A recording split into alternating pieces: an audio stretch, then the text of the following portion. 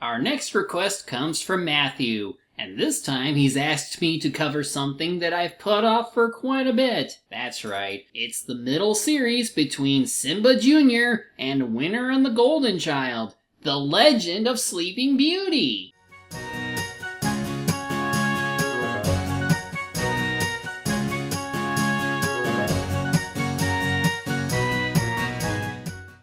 Oh, Orlando Karate, your thought process for this series amuses me. First, you take a popular anime adaptation to the Jungle Book, place some of its characters into a Lion King knockoff, then somehow have a sequel involving a soccer tournament, before leading into a fantasy story that has nothing to do with anything. Yet the events of those series are meant to lead into the ill-fated Winner and the Golden Child, like a really amateur MCU or DC Extended Universe franchise. Well, whatever the case, as far as original works go, this is the last thing to have any relationship to Simba the King Lion, as far as I'm aware of. Released in 1998, The Legend of Sleeping Beauty was mostly animated by North Korea's Sec Studio, like everything else we've seen so far. And fortunately for us, there are only 26 episodes for its one season. There's not much else to add, because what is there to be said for Mondo TV Works besides drawn-out insanity? So let's not waste any more time and get into The Legend of Sleeping Beauty. The opening for this series is an exposition dump. It pretty much gives away the whole plot, right down to when the prince of this series kisses our Sleeping Beauty. Well, we can't let that give away all the good stuff,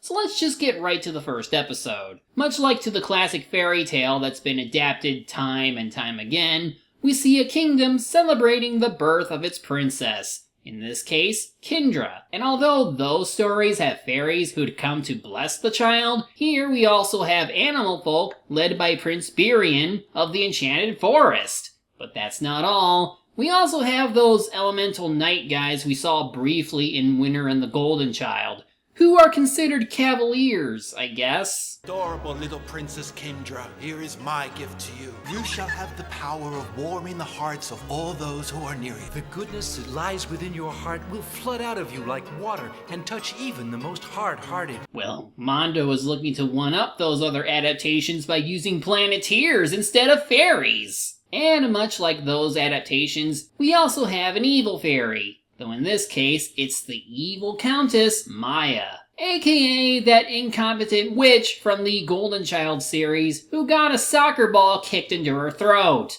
And even here, the king doesn't take her seriously. Oh, stop, please, all of you. Today is a day of joy and happiness. What an unexpected pleasure to see you here today. But maybe he'll change his mind, because after the Cavalier of Light shows up, who also doesn't think she's a big threat. Why, Countess, what a way to speak. She then announces that she cursed Kindra with the usual Sleeping Beauty curse. Spinning wheel needle and fall into a sleep from which she will never awaken, and with her the entire population of the kingdom.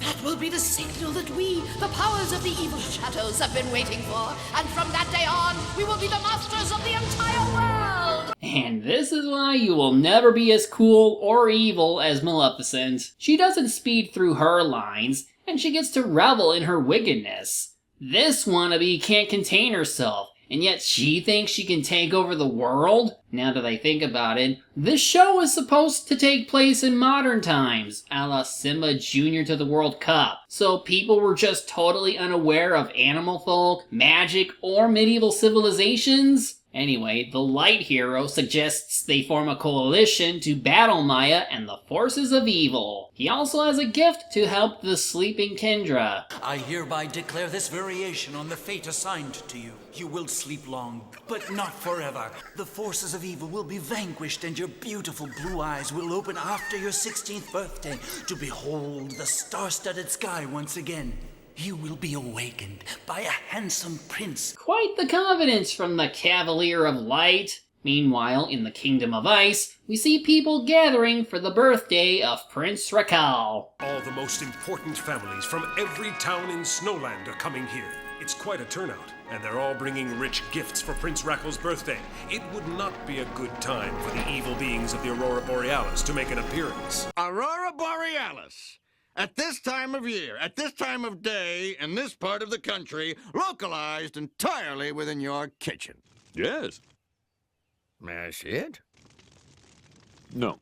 With that joke out of the way, here's Prince Raal. He looks a lot younger than his sequel form, and back then he liked to cosplay as Vinti before it was cool. He also has a close companion in Cordal, the saber-toothed tiger, and anyone with a big cat like that is cool in my book. Maybe. While the party is underway, the kingdom's troops do battle with shark-riding Nazguls.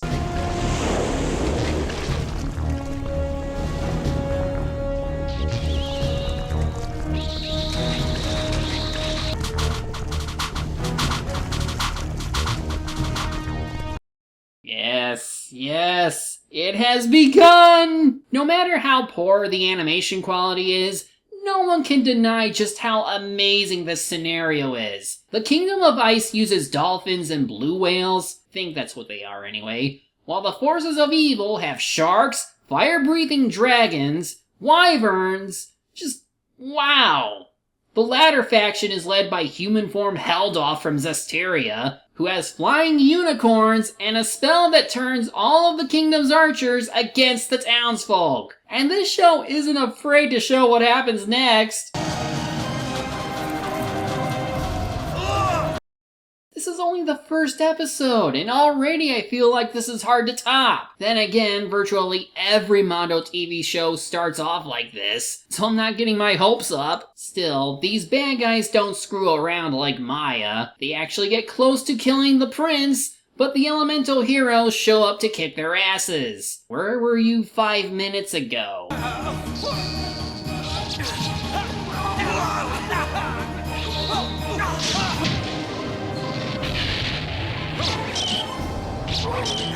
Still, even with the good guys turning the tides of battle, Cordal still gets the prince out to safety. The light hero says, The little prince is safe, despite your best efforts.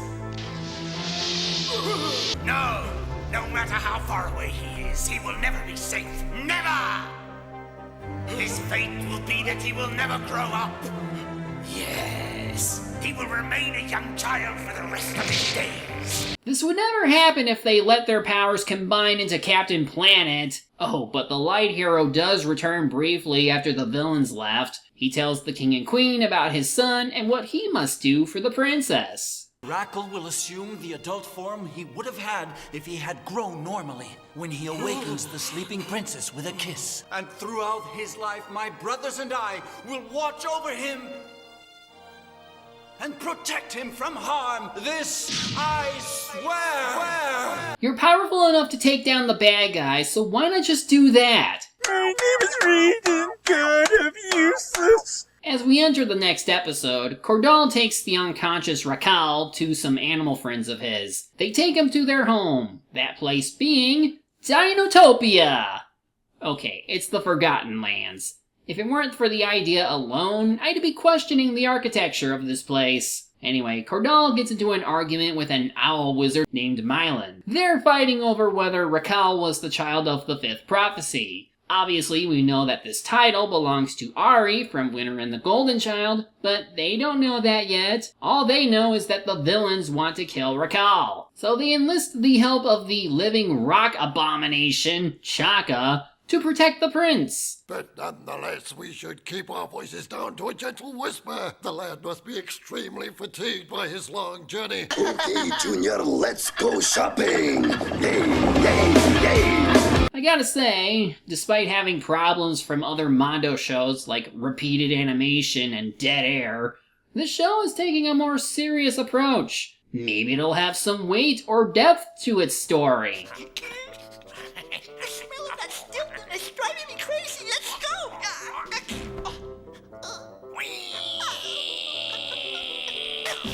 Why do I expect anything else from you? In the meantime, Maya seems to be sneaking around the castle as a cat. Some mice then spot her and report her whereabouts to Prince Birian.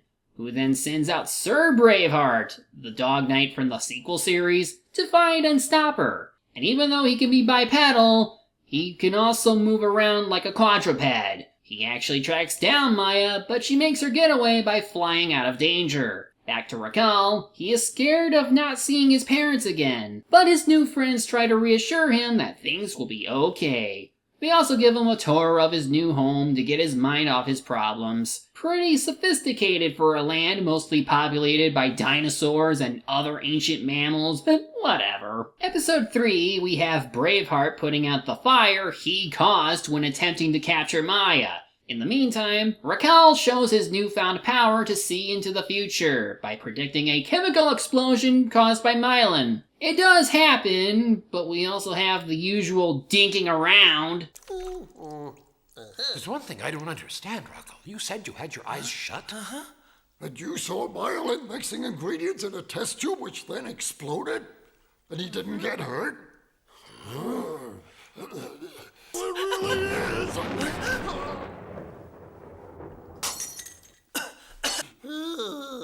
And this kid is the future commander of the dinosaur army. He isn't sure of himself, but he's going to try and live up to that standard, cause it's his destiny or whatever. Best be careful, because Maya decides she'll check up on him by turning into a dinosaur, since transformation is all she can do in the Forgotten Lands.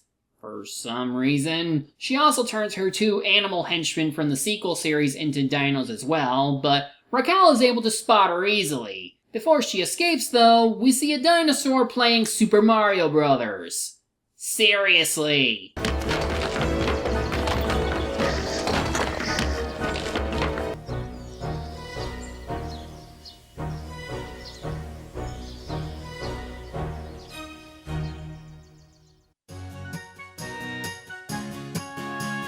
Well, that seemed disappointing. Oh, never mind. The following episode picks up where we left off, with Maya escaping from the dinosaur army hot on her tail. Well, actually, she manages to kill a few of them as a cobra. And despite the pterodactyls pinning her down, she ends up trouncing some mammoths as a large brachiosaur. Honestly, this is actually pretty good, because I'm starting to see her as a dangerous threat. So it's a shame to see her so weakened in the sequel series. But hey, I'm taking whatever good I can find here. Alright, let's really pick it up here. Unlike Winter and the Golden Child, this series actually tries to develop the main character of the story. And by main character, I mean Raal, and not Kindra. She's more like the Zelda figure in this story, in that she might get some development time, but not much. More often than not, she'll be sleeping on the job, like the title implies. In any event, Raal spends a lot of this series developing his powers while interacting with the denizens of the Forgotten Lands.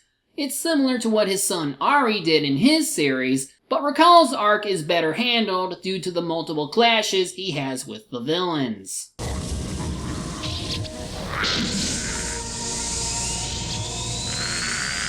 Of course, Simba the King Lion and its sequels don't raise a high bar in terms of character writing, but like with Maya, I have to give props to this show for doing something with its fantasy setting. Heck, we actually see Raal take the initiative against the bad guys, because he goes on an adventure to free an imprisoned being called Aurora, who could be a useful ally against Maya and the forces of evil. At this point, Raal shares the same power of future sight as Light from the Simba series, but there's also something else he can do with it.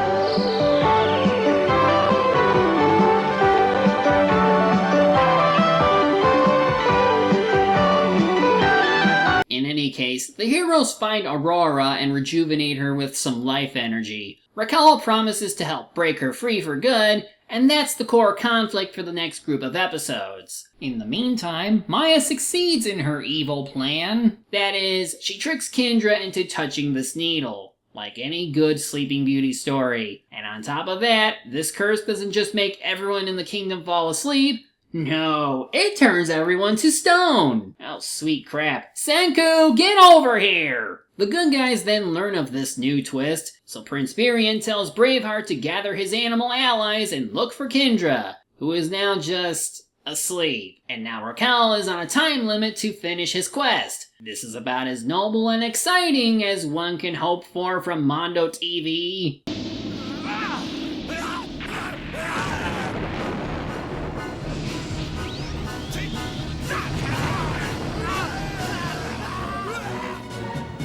Well, you know what I mean. So through some unique tactics, our heroes are able to stall the villains long enough to free Aurora. I'd say this is where they start to use her and ultimately take down Maya and the forces of evil. We still have 15 more episodes until the final battle. And remember, the Cavaliers of Nature or whatever are OP as hell, yet they resort to sneaky tricks because they don't think they're that strong. Here is where we have some downtime, so I'm skimming. Episodes 11 through 24 involve Raal getting power-ups and learning more about Kindra's situation. Braveheart's party keeps skirmishing with Maya, and it's all prep work before the finale. The Legend of Sleeping Beauty feels like a 13-episode story stretched to double its length. Typical for Mondo TV to have 26-episode seasons, even if half of it is nothing but padding. In better hands, this series would have made for a unique late 90s cartoon series. I forgot that it's telling a Sleeping Beauty story, but it's still epic and insane. At the very least, everything that happens in the story still fits into the vibes of a fantasy realm, even if this is supposed to take place in a more modern world. Okay, so after many episodes of prepping, exploring, and occasional battles, we finally get that ultimate showdown on the battlefield between Raal and Maya. The heroes draw first blood when the Planeteers actually manage to kill one of the commanding officers. I think? But false alarm, he shows up again, so what was the point? As for the main hero and villain, it's honestly pretty dramatic in some parts.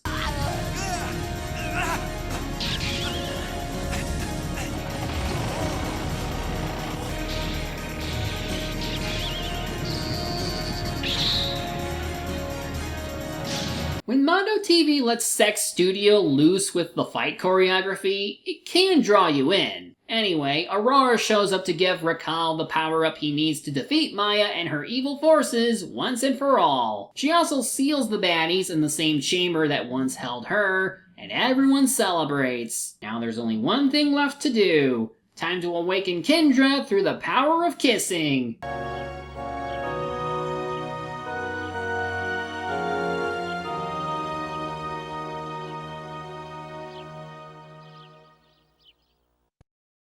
Today! Oh wait, we have to wait until the final episode to do that.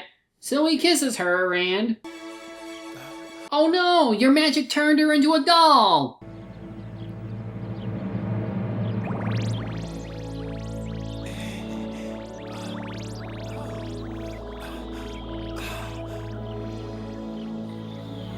So, if Kindra is 15 or 16, how old is Raal now? Seems quite the age gap. Whatever, her curse is lifted too, and everyone in her kingdom turns back to normal. Then, after some discussion with Kindra's parents and enough time passing, Raal and Kindra marry and have their child, Ari. And it's here where this series chooses to ignore Simba Jr.'s ending. Instead of having Light rescue Ari as an infant, here he's happily living with his parents for a little longer. He is taken to the homelands of both his mother and father before the family settles down in the Forgotten Lands, thus setting up the premise for the sequel series, Winter and the Golden Child. People of the Forgotten Lands, what was written has come to pass. The child of the fifth prophecy is among us. May he rule over the peace-loving peoples of the earth in wisdom and justice for many a long year.